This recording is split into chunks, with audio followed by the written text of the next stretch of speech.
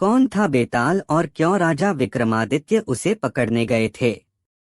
एक तांत्रिक 32 लक्षण वाले स्वस्थ ब्राह्मण पुत्र की बलि देने का तांत्रिक अनुष्ठान करता है ताकि उसकी आसुरी शक्तियां और बढ़ जाएं। इसी हेतु वह एक ब्राह्मण पुत्र को मारने के लिए उसके पीछे पड़ता है, परंतु वह ब्राह्मण पुत्र भागकर जंगल में चला जाता है और वहां उसे एक प्रेत मिलता है जो ब्राह्मण पुत्र को उस तांत्रिक से बचने के लिए शक्तियां देता है और वहीं प्रेत रूप में पेड़ पर उल्टा लटक जाने को कहता है और यह भी कहता है कि जब तक वह उस पेड़ पर रहेगा तब तक वह तांत्रिक उसे मार नहीं पाएगा। वही ब्राह्मण पुत्र बेताल होता है। कपटी तांत्रिक एक भिक्षुक योगी का स्वांग रचता है और राजा विक्रम के पराक्रम और शौर्य गाथाओं को सुनकर अपना काम निकलवा लेने का जाल बिछाता है और राजा विक्रम को यात्रा के दौरान प्रतिदिन एक स्वादिष्ट फल भेंट भेजता है जिसके अंदर एक कीमती रत्न रूबी होता है। इस भेद का पता लगाने राजा विक्रम उस भिक्षुक की खोज करते हैं। अंततः राजा विक्रम उसे खोज लेते हैं। चूंकि उस ढोंगी भिक्षुक में स्वयं बेताल को लाने की शक्ति नहीं होती, इसलिए वह स्वांग रचकर राजा विक्रम से उस पेड़ पर लटक रहे प्रेत बेताल को लाने के लिए कहता है। राजा विक्रम उस तांत्रिक की असल मंशा से अनजान उसका काम करने निकल पड़ते हैं। राजा विक्रम पेड़ से बेताल को हर बार उतार लेते और उस भिक्षुक के पास ले जाने लगते।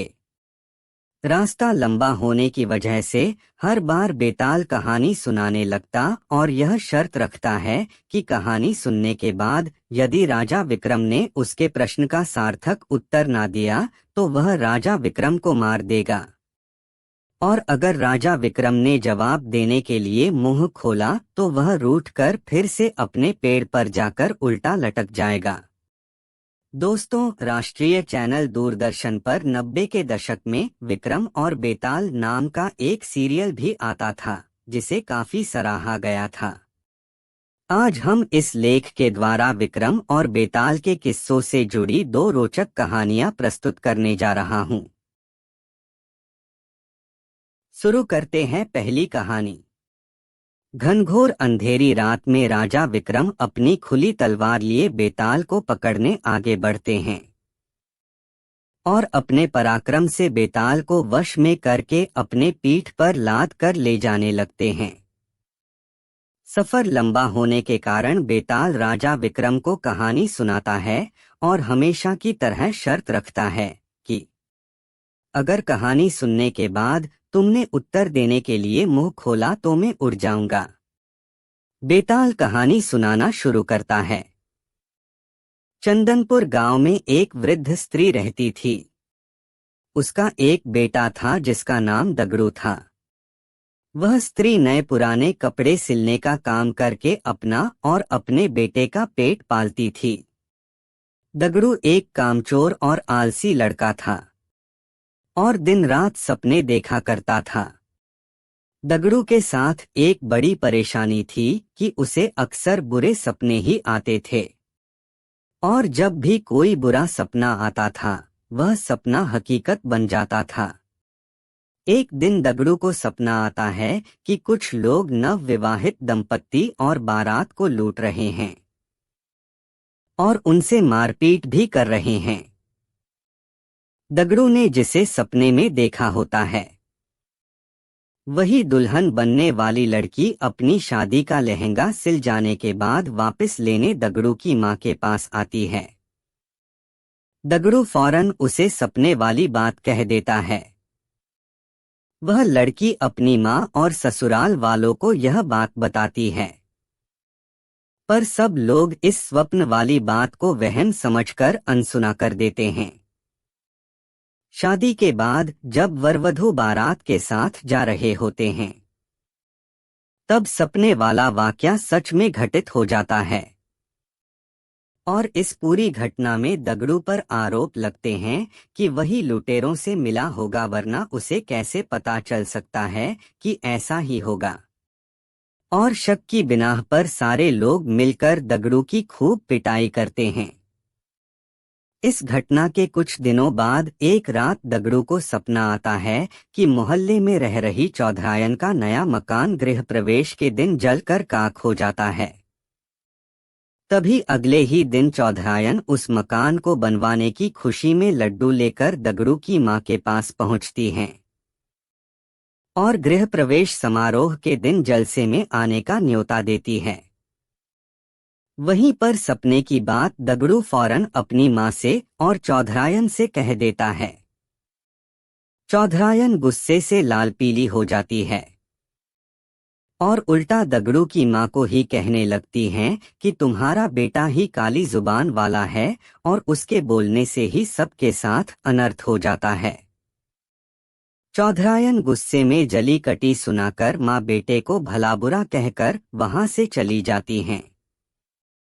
गृह प्रवेश समारोह के दौरान कोई घटना ना हो इसके लिए पक्के इंतजाम किए जाते हैं, पर फिर भी किसी न किसी तरह आग की चिंगारी चौधरायन के भव्य मकान के पर्दों में लग जाती है और देखते देखते रौद्र रूप धारण करके पूरा मकान जलाकर खाक कर देती है। चूंकि दगड़ू इस बारे में पहले ही बोल चुका था, इसलिए सब उसे काली जुबान का बोल उस पर टूट पड़ते हैं और उसे मारकर गांव से निकाल देते हैं। दगड़ू समझ नहीं पाता है कि लोगों को सच सुनकर उसी पर क्रोध क्यों आता है। खैर, दगड़ू एक दूसरे राज्य चला जाता है, जहां उसे रात की पहर में महल की चौकीदारी करने का काम मिल जाता है। वहां के राजा को अगले दिन सोनपुर किसी काम से जाना होता है, इसलिए वह रानी को कहते हैं कि उसे सुबह जल्दी उठा दें। दगड़ू रात में महल के दरवाजे पर चौकीदारी कर रहा होता है। तभी अंधेरा होने पर उसे नींद आ जाती है और फिर उसे सपना आता है कि सोनपुर में भूकंप आया है और वहां मौजूद सभी व्यक्ति मर गए हैं। दगड़ू चौंक कर जाग जाता है और अपनी चौकीदारी करने लगता है। दगड़ू सुबह राजा के सोनपुर जाने की बात सुनता है। तभी उनका का रथ रुकवाकर अपने स्वप्न वाली बात राजा को बता देता है। राजा सोनपुर जाने का कार्यक्रम रद्द कर देते हैं और अगले ही दिन समाचार आता है कि सोनपुर में अचानक भूकंप आया है और वहां एक भी व्यक्ति जीवित नहीं बचा है। राजा तुरंत दगड़ू को दरबार में बुलाकर सोने का हार भेंट देते हैं और उसे नौकरी से निकाल बाहर करते हैं। इतनी कहानी सुनाकर बेताल रुक जाता है और राजा विक्रम को प्रश्न करता है कि बताओ, राजा ने दगड़ू को पुरस्कार क्यों दिया, और पुरस्कार दिया तो उसे काम से क्यों निकाला। राजा विक्रम उत्तर देते हैं कि दगड़ू ने अमंगल स्वप्न देखकर उसका वृतांत बताकर राजा की जान बचाई, इसलिए उसे ने दगड़ू को पुरस्कार में सुवर्ण हार दिया, और दगड़ू काम के वक्त सो गया, इसलिए राजा ने उसे काम से निकाल दिया। बेताल अपनी शर्त के मुताबिक राजा विक्रम के उत्तर देने के कारण हाथ छुड़ाकर वापस पेड़ की ओर उड़ गया। शुरू करते हैं दूसरी कहानी। समुद्र किनारे बसे नगर ताम्रलिपि के राजा चंद्रसेन के पास सत्वशील नाम का युवक नौकरी मांगने आता है, पर चंद्रसेन के सिपाही सत्वशील को उनके पास जाने नहीं देते हैं। सत्वशील हमेशा इसी ताक में रहता है कि किसी तरह रजा से मिला जाए। एक दिन राजा की सवारी जा रही होती है। गर्मी अधिक होने के कारण राजा चंद्रसेन को बहुत तेज प्यास लग जाती है। बहुत खोजने पर भी उन्हें पानी नहीं मिलता, ऐसा लगता है मानो प्यास से जान ही निकल जाएगी। तभी उन्हें मार्ग में खड़ा एक युवक दिखता है। वह कोई और न सत्वशील ही रहता है, जो जानबूझकर पहले से राजा के मार्ग पर मौजूद रहता है। उसे देख राजा उससे पानी मांगते हैं। सत्वशील फौरन राजा की प्यास बुझा देता है और साथ ही खाने के लिए उन्हें फल देता है। चंद्रसेन सत्वशील से प्रसन्न हो पूछते हैं कि वह उनके लिए क्या कर सकते हैं। सत्वशील मौका देख अपने लिए नौकरी मांग लेता है। राजा चंद्रसेन उसे काम दे देते हैं और कहते हैं कि वो उसका उपकार याद रखेंगे। धीरे धीरे सत्वशील राजा का करीबी बन जाता है। एक दिन राजा उससे कहते हैं कि हमारे नगर में काफी बेरोजगारी है और पास में एक टापू काफी हरा भरा है। अगर उस टापू पर जाकर खोज की जाए तो हो सकता है हमारे नगर के लोगों के लिए वहां कोई अवसर निकल आए। सत्वशील तुरंत खोजबीन करने का बीड़ा उठा लेता है और राजा चंद्रसेन से एक नाव और कुछ सहयोगी प्राप्त करके समंदर में टापू की ओर निकल पड़ता है। टापू के पास पहुंचते ही सत्वशील को एक झंडा पानी में तैरता नजर आता है। उसे देख सत्वशील तुरंत हिम्मत करके पड़ताल करने के लिए पानी में कूद पड़ता है।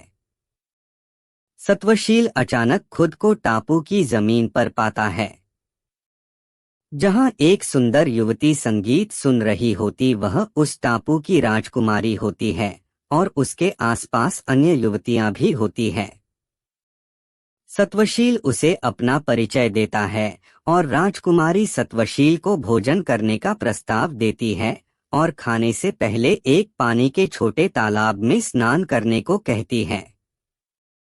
सत्वशील जैसे ही पानी में नहाने जाता है, वह खुद को ताम्रलिपि के महल में राजा चंद्रसेन के पास पाता है और इस चमत्कार को देख चंद्रसेन भी चकित रह जाते हैं। चंद्रसेन खुद इस रहस्यमय जगह पर जाने का फैसला कर लेते हैं और वहां जाकर उस टापू को जीत भी लेते हैं। उस टापू की राजकुमारी विजेता चंद्रसेन को उस टापू का राजा घोषित करती हैं। जीत की खुशी में राजा चंद्रसेन उस राजकुमारी से सत्वशील का विवाह कराने का आदेश दे देते हैं और उस क्षेत्र की रक्षा और प्रतिनिधित्व का भार सत्वशील को सौंप देते हैं। इस तरह चंद्रसेन सत्वशील के उपकार का बदला चुकाते हैं। इतनी कहानी बताकर बेताल चुप हो जाता है और राजा विक्रम से प्रश्न करता है कि दोनों में से अधिक बहादुर कौन था, सत्वशील या टापू जीतने वाला राजा चंद्रसेन। राजा विक्रम तुरंत उत्तर देते हैं कि सत्वशील अधिक बहादुर था, क्योंकि जब टापू के पास उसने पानी में झंडा देखकर छलांग लगाई तब वह वहां की स्थिति से अनजान था। वहां मौत का खतरा भी हो सकता था, पर राजा चंद्रसेन तो पूरी बात जानता था और वह सेना की मदद से जीत हासिल कर पाया। इसलिए सत्वशील अधिक बहादुर था। एक बार फिर राजा विक्रम के मुंह खोलते ही बेताल उड़ गया और पेड़ पर जाकर उल्टा लटक गया। ये थी दोस्तों विक्रम और बेताल के किस्सों से जुड़ी दो रोचक कहानियां।